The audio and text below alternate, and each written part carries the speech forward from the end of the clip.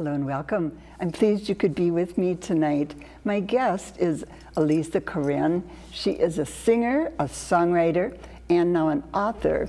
And I'm delighted she could come to join me tonight. She drove in from New York Mills, Minnesota. Her new town, she grew up and lived for many of her years in New York City. So we're going to talk about some big decisions she made in terms of place, person, and purpose. She wrote a book that I've been charmed by, and I want to show it to you right away so I don't forget. It's called 100 Miles to Nowhere, and the tagline or subtitle is An Unlikely Love Story. We'll let my camera woman zoom in here. But this is a book I've been reading and savoring really chapter by chapter the last week, and kind of hated to get to the end of it. So it's a wonderful read, and I think that it not only is a love story, but it's also a book that got me thinking more about people and differences that we have and how we can override those differences and still make connections, etc. So thank you for writing it. Oh, thank you so much for reading it. Oh, it's been a pleasure. Before we go any further, your background is fascinating. Before you did the singing and the songwriting and the writing, just tell us a bit about where you went to school, about your early days, just a little quick bio here. I went to college at Yale University. I didn't know what I wanted to major in and tried many things, but ended up with a degree in history. And then after spending a sojourn in Israel working for grassroots community organizations, I got a master's degree from the London School of Economics in International Development. And then, although I had planned to work in the nonprofit sector, I had loans, so I decided, well, the best way to learn about saving the world is to find out where the money is. And so I went to work at an investment bank. So I was an investment banker for a little while until I realized that it wasn't a good fit for me. And then they lost $4 billion and they let go many of their staff, including me, which was a great blessing in disguise. And was this Goldman Sachs? Not yet, no. Oh, no, okay, that was that's later. Still to come. And then I started working at a nonprofit foundation based in New York City that worked all around the world. And this was at the time when technology was taking off, and what I noticed about the clients, the organizations in the developing world were asking for technological assistance. They said, we see technology, it's fantastic, how can we use it to help us? And the organization I was working for wasn't focusing on technology, and so I met a friend of a friend who was a technology specialist, and I was an international development specialist. So we came together and we created an organization called Geek Corps, which was Peace Corps for geeks. So Geek Corps with the G. You got it. Yes, Geek Corps. And we went internationally to bring technology and business expertise to the developing world to use it to build the economies. We started in Ghana and we went to other countries. And then at the same time, I was discovering that I was in love with music and writing songs, and realized that I couldn't do both. I couldn't be an international development specialist and also be an artist at the same time, and my heart led me to songwriting. And so I did singing and songwriting, and to pay the bills while I was living in New York City, I consulted for nonprofits and international development organizations, and then my path meandered my way. I ended up at Goldman Sachs for about a year, working in some unusual financial products, and that was around the time when I became an artist in residence in New York Mills, Minnesota, which begins the story that led me to my book. So you, by getting out of the international economic world, really followed your heart, didn't you? I did. I mean, and that, I'm sure, perhaps to the chagrin of some of your family, was probably not a real wise decision in the sense of security and absolutely those kinds of things. But it kind of sets the stage for some of your other life decisions. It really does. Doesn't it? it is not an easy thing to choose to continue on the path of the heart. And I'd say that it's one of those situations that I confront pretty much daily. I reconfront those decisions and rethink about, okay, was this the right call? Should I go back to this other world, other life that I once had? And inevitably, even though I edge towards it, I come back to, no, my greatest joy, when I feel the most connected with the world, is when I am writing a song or writing the stories that I've been writing. So. And I should say to the viewers, she's been very successful as a singer and songwriter. I mean, she's been compared to Sheryl Crow, and she's performed in France and around the world, as well as all around Minnesota, of course, in the Midwest. So you weren't taking a huge risk in the sense that your talent was strong, but still, it was a big decision. Well, so let's keep the story going for the viewers. It's fascinating. So you go out to New York Mills, population 1,100 and some, right? And it's really not a charming Stillwater type Minnesota town, is it? It's a real agricultural small town in the heart of Minnesota. In Otter Tail County, which has such a beautiful poetic name and has 1,000 of the state's 10,000 lakes, as a matter of fact. It does. It's a beautiful place. But when I was accepted to this artist in residence program, I literally didn't know where Minnesota was. I had excellent international geography and pretty lousy American geography. And when I looked it up, I say in the first lines of this book about how when I first had to look on the map for Minnesota, I discovered that I was looking at Missouri and not Minnesota, and I had to recalibrate.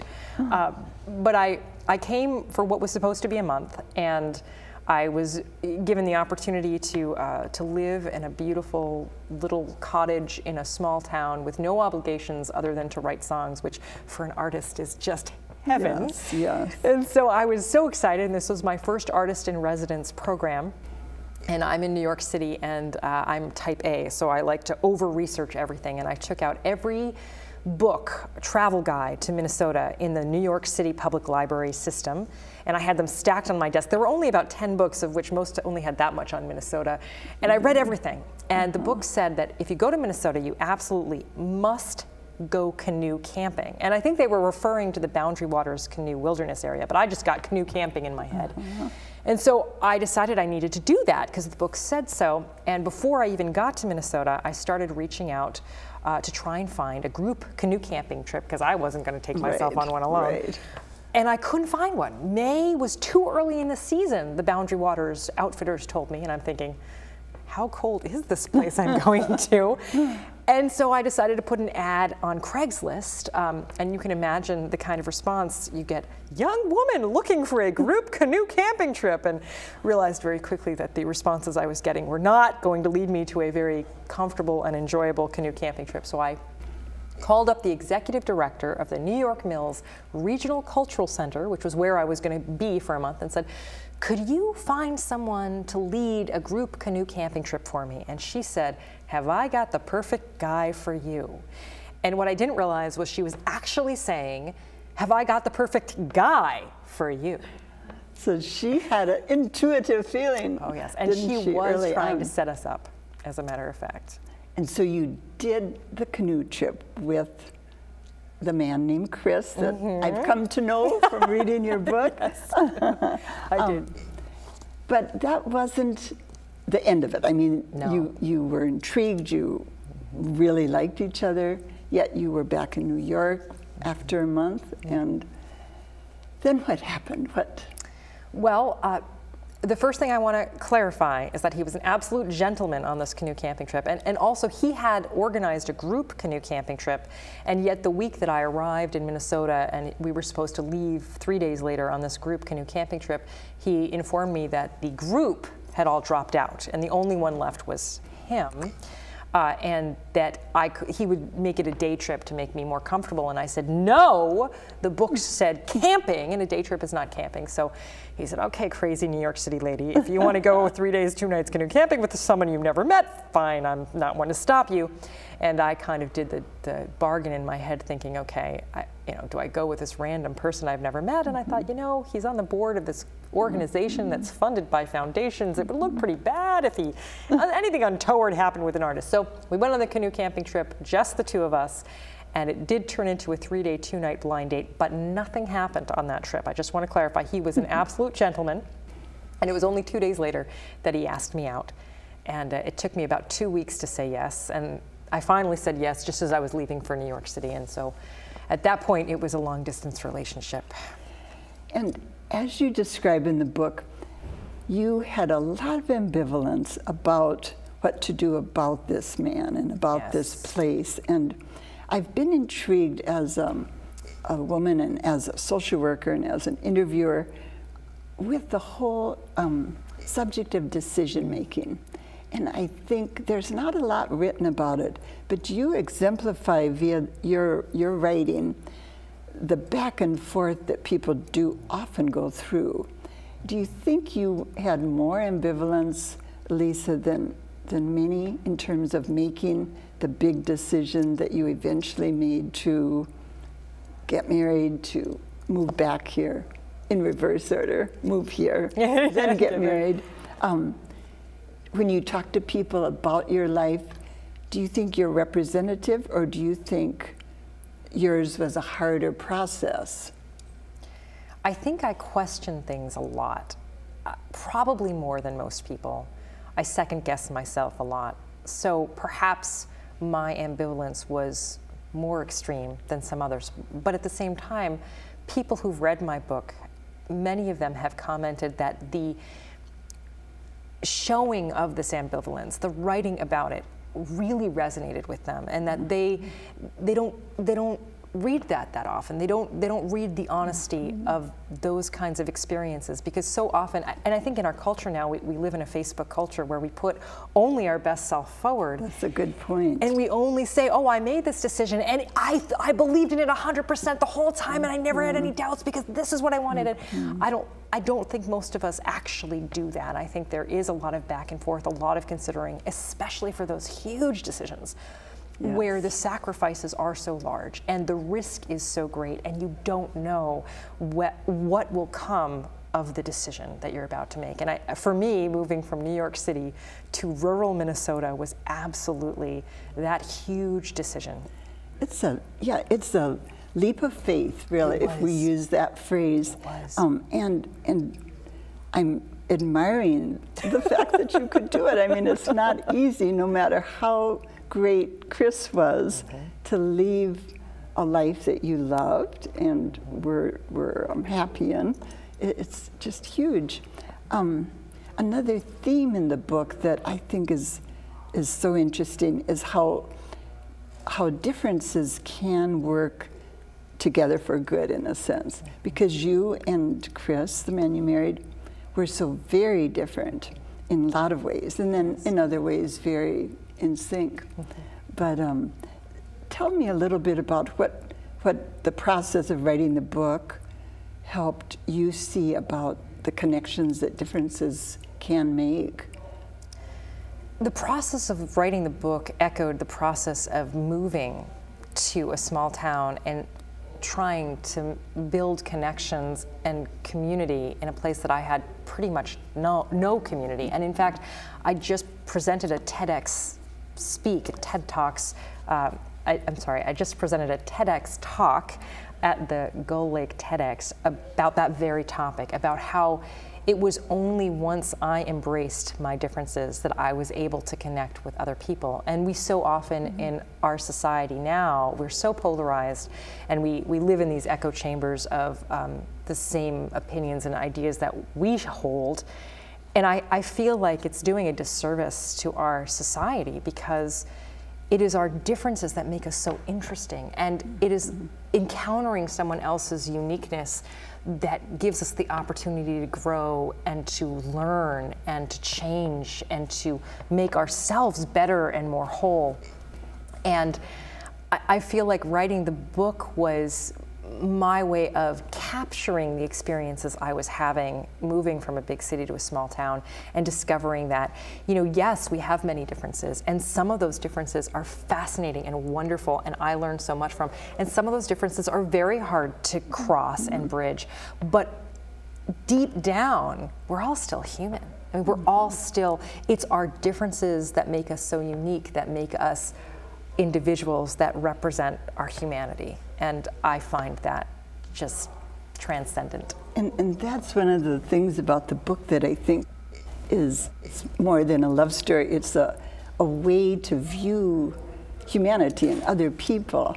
But it didn't come easily to accept some of the differences of some of your new neighbors and people that you've gotten to know, because they were so very different from people you had grown up with and knew, weren't they? Absolutely. And I think that that is the lesson that I had to learn, that we have these knee-jerk prejudices that, oh, it's different, it's bad. And I think that's probably biologically sound. I mean, we probably need to have those knee-jerk prejudices.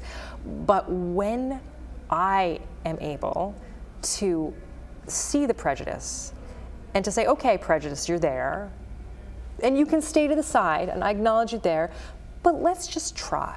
Let's just see what happens if we try to connect, or if we try this activity or this belief that we normally don't hold. What will happen? And when I'm able to do that, the most incredible things happen. There are connections, there are opportunities, there are just wonderful chances of really being authentic with one another. I'd love to have you read just a little bit from the book. Sure. Did you end up picking a yes, passage to I love share your with us? suggestion. I really think I loved your suggestion, Mary. So I'll go with that. This is Okay. This is towards the end of the book, and it's really, and a lot of this book does cover, as you pointed out, my own personal struggle of coming to terms with this move and committing to it. I mean, even once I'd moved, I had a very hard time really committing to it. There was always in the back of my mind this sense that, oh, I can leave. Like, even after I married, it was like, oh, we can go, like, or I can go. I'm not really, I don't have to stay. And you had an escape route planned, didn't you, in a sense? I did, absolutely. And so the climax of this book very much is what happens when I recognize that I have to commit. And this is right about the point when I go back to New York and I realize it's no longer home for me. Minnesota's not yet home, but New York is no longer. And this is kind of where I'm thinking about that. My New York City friends had moved on to lives that were increasingly unfamiliar to me, and yet I hadn't built a shared history with anyone in Minnesota. I was in between, stuck in the middle of before and after, here and there. My time with friends reminded me that most of the women my age in rural Minnesota already had 3 or 4 kids. I was an urban artist, and the only people who seemed to understand me were the local retirees who had left the city for the quiet of the countryside. My alienation was strangely akin to the way I felt when I went on stage. Not stage fright, exactly, more like the lonely, one-sided pressure to create connection with people who didn't yet know if they wanted to connect with me. That's very telling, as I hear you read it again, very telling section. And it also illustrates, I think, some of your style as a writer. I mean, not only honest and authentic, but also using great English and great language. So I enjoyed both parts of the book. When you decided to write the book, was Chris, your husband, hesitant? Because he's really put forth too as a main character, and was it a thing you discussed and he gave you the okay? And I don't think we discussed it in the beginning. I just kind of told him I'm writing this book, I'm working on this book, and he's like, yeah, whatever, it's my crazy artist wife, she's doing another crazy artistic thing. But what he will tell you now is that he kind of understood that when he married an artist, that his life was fair game, that he was kind of giving permission that his life would become part of my art. And via song or your newspaper column that we haven't talked about, and of course the book. So, and is he still comfortable with it now that it's out and published? And he is, and I think it doesn't hurt. I would say he acknowledges that there are things in the book that he would never have acknowledged to the public or his friends even, but he feels very comfortable, and it doesn't hurt that almost everyone who reads this book is like, I want to meet this guy. So I think it put him in a good light, and I think he appreciates that. We want to, I'm getting a signal from the camera people, we want to plug your website that if you would like to learn more about Elisa Korenne and find out what she's up to, there is a wonderful website. She just told me about the process of getting it done, and it's really super. So go to www.elisakorenne.com, and you can find out where she's performing and more about your blogging. And another book is coming out, or you're not quite out yet. It's still in process. Yes. And is it a mystery, Elisa? It is a mystery. Okay, that's another venture, isn't it? I've always loved mysteries. They're one of my favorite genres to read, and after the memoir, I just had this urge, this creative pull towards writing this mystery about, amazingly enough, a singer-songwriter sleuth. How I ever got that idea, I don't know, but I decided that it would be a really wonderful way to explore the written word. Well, I'll look forward to that, of course. We're going to have Elisa sing one of her songs for us, and it's going to be the title song or the song that was the title for the book, yes, 100 Miles to Nowhere. So you're in for a treat with that. And before we close, I just want to have you tell us, you've got 2 little kids, so in addition to doing all the things you're doing, you're also a very, very busy mom and parent, aren't you? Oh my goodness. I had no idea until I had kids what they both would add to my life and how much of a juggling act it is, because raising kids is a creative process as well. Well, thank you so much for coming down and telling us more about you and your life. And thank you so much for having me. It was such a pleasure to spend some time with you again. Thank you. I'll be back next week. I'm afraid I can't bring her back, but I'll be back. Have a good week and enjoy her music now, 100 Miles to Nowhere.